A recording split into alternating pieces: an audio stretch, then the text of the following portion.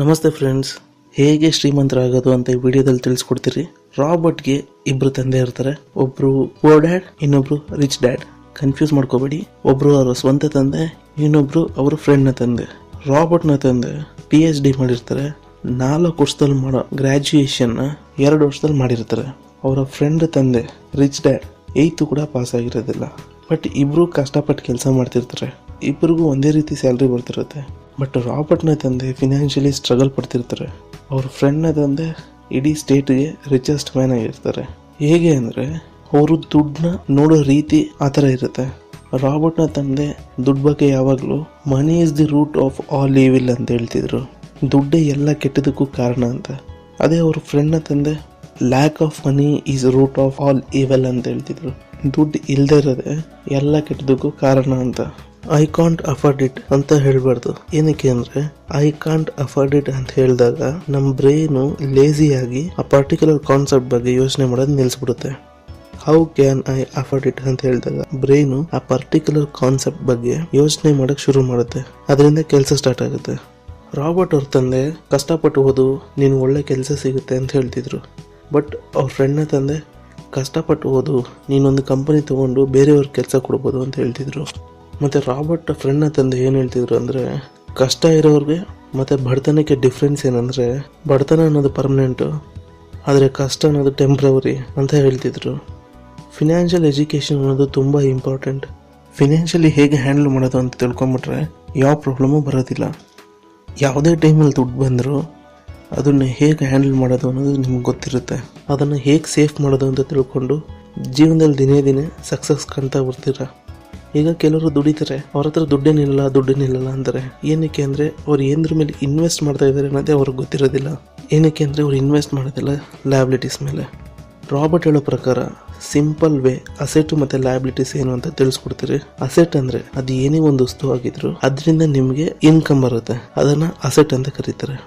ಅದೇ ಲಯಬಿಲಿಟೀಸ್ ಅಂದರೆ ಅದು ಏನೇ ಒಂದು ವಸ್ತು ಆಗಿರ್ಬೋದು, ಅದು ನಿಮ್ಮಿಂದ ದುಡ್ಡು ತೊಗೊತಾ ಇದೆ ಅಂದರೆ ಅದು ಲಯಬಿಲಿಟೀಸ್. ಎಕ್ಸಾಂಪಲ್, ಆಕಾಶ್ ಆನಂದ್ ಅಂತ ಇಬ್ರು ಒಂದೇ ಸತಿ ಒಂದು ಕಂಪನಿ ಕೆಲ್ಸಕ್ಕೆ ಸೇರ್ಕೊಂತಾರೆ. ಸ್ಯಾಲ್ರಿ ಬಂದಾದ್ಮೇಲೆ ಆನಂದ್ ಬ್ರ್ಯಾಂಡೆಡ್ ಬಟ್ಟೆ, ಕಾಸ್ಟ್ಲಿ ಮೊಬೈಲು, ಕಾಸ್ಟ್ಲಿ ಬೈಕು ಅಥವಾ ಗ್ಯಾಜೆಟ್ಸು ಇಂಥದನ್ನ ತಗೊಂಡು ದುಡ್ಡನ್ನ ಸ್ಪೆಂಡ್ ಮಾಡ್ತಿದ್ರು.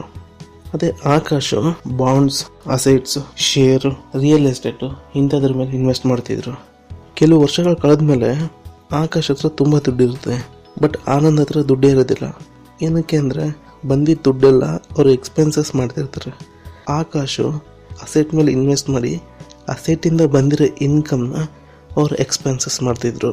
ಏನಕ್ಕೆ ಶ್ರೀಮಂತರಾಗ್ತಾನೆ ಇರ್ತಾರೆ, ಬಡವರಾಗೇ ಇರ್ತಾರೆ, ಮಿಡಿಲ್ ಕ್ಲಾಸ್ ಆಗೇ ಇರ್ತಾರೆ ಅಂದರೆ, ಶ್ರೀಮಂತರು ಇನ್ವೆಸ್ಟ್ ಮಾಡೋದು ಅಸೆಟ್ ಮೇಲೆ, ಆ ಅಸೆಟ್ಟಿಂದ ಇನ್ಕಮ್ ಬರುತ್ತೆ, ಆ ಇನ್ಕಮ್ನ ಎಕ್ಸ್ಪೆನ್ಸಸ್ ಮಾಡ್ತಾರೆ. ಮಿಡಿಲ್ ಕ್ಲಾಸ್ ಅವರು ಅವ್ರಿಗೆ ಬರೋ ಇನ್ಕಮ್ನ ಲಯಬಿಲಿಟೀಸ್ ಮೇಲೆ ಇನ್ವೆಸ್ಟ್ ಮಾಡಿ ಅದನ್ನೇ ಅಸೆಟ್ ಅಂತ ತಿಳ್ಕೊತಾರೆ. ಬಡವರು ಬರೀ ಎಕ್ಸ್ಪೆನ್ಸಸ್ ಮಾಡ್ತಾ ಹೋಗ್ತಾರೆ. ಇದರಿಂದ ಶ್ರೀಮಂತರು ದಿನೇ ಶ್ರೀಮಂತರಾಗ್ತಾ ಹೋಗೋದು. ಈಗ ಒಂದು ಮನೆ ತೊಗೊಂಡ್ರು ಅಂತ ಇಟ್ಕೊಳ್ಳಿ. ಆ ಮನೆಯಿಂದ ಪ್ರತಿ ತಿಂಗಳು 25,000 ರೂಪಾಯಿ ಅಷ್ಟು ಇನ್ವೆಸ್ಟ್ ಮಾಡ್ತಾ ಇದ್ದೀರಾ ಅಂದರೆ ಅದು ನಿಮಗೆ ಲಾಸು, ಅಂದರೆ ಲಯಬಿಲಿಟೀಸು, ಅದು ನಿಮಗೆ ಅಸೆಟ್ ಅಲ್ಲ. ಅದೇ ಒಂದು ಮನೆಯಿಂದ ನಿಮಗೆ ತಿಂಗಳಿಗೆ 10,000 ಬರ್ತಾಯಿದ್ರೂ ಅದು ನಿಮಗೆ asset. It's not how much you make, it's how much money you keep ಅಂತ ಹೇಳ್ತಾರೆ. ಅಂದರೆ ನಾವು ಎಷ್ಟು ದುಡಿತೀರಿ ಅನ್ನೋದು ಮುಖ್ಯ ಅಲ್ಲ, ನಾವು ಎಷ್ಟು ಉಳಿಸ್ತೀರಿ ಅನ್ನೋದು ಮುಖ್ಯ. ಎಕ್ಸಾಂಪಲ್, ತಿಂಗಳಿಗೆ 1 ಲಕ್ಷ ದುಡಿತಾರೆ ಅಂತ ಇಟ್ಕೊಳ್ಳಿ.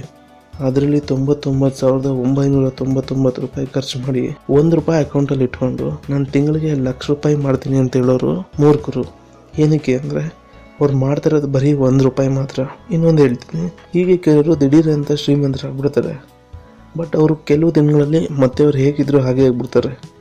ಹೇಗೆ ದುಡ್ಡು ಖರ್ಚು ಮಾಡ್ತಾರೆ ಅಂದರೆ, ಒಂದು ಒಳ್ಳೆ ಲಕ್ಸುರಿ ಕಾರು, ಫಾರಿನ್ ಟ್ರಿಪ್ಪು ಅಥವಾ ಪಾರ್ಟಿ ಅಂದ್ಬಿಟ್ಟು ದುಡ್ಡನ್ನೆಲ್ಲ ಖಾಲಿ ಮಾಡ್ಕೊತಾರೆ. ಅದೇ ಅವರು ಒಂದು ಅಸೆಟ್ ಮೇಲೆ ಇನ್ವೆಸ್ಟ್ ಮಾಡಿದ್ರೆ ಆ ಅಸೆಟ್ಟಿಂದ ಬರೋ ಇನ್ಕಮ್ನ ಅವರು ಯೂಸ್ ಮಾಡ್ತಾ ಹೋದರೆ ಲೈಫ್ ಟೈಮ್ ಅವ್ರಿಗೆ ಇನ್ಕಮ್ ಬರ್ತಿತ್ತು. ಅದರಿಂದ ಅವರು ಸಕ್ಸಸ್ಫುಲ್ ಲೈಫ್ ಲೀಡ್ ಮಾಡ್ಬೋದಿತ್ತು. ಇದು ರಾಬರ್ಟ್ ಕಿಯೋಸಕಿ ಅವರ ರಿಚ್ ಡ್ಯಾಡ್ ಪೂರ್ ಡ್ಯಾಡ್ ಅನ್ನೋ ಬುಕ್ಕಿನ ಸಮರಿ.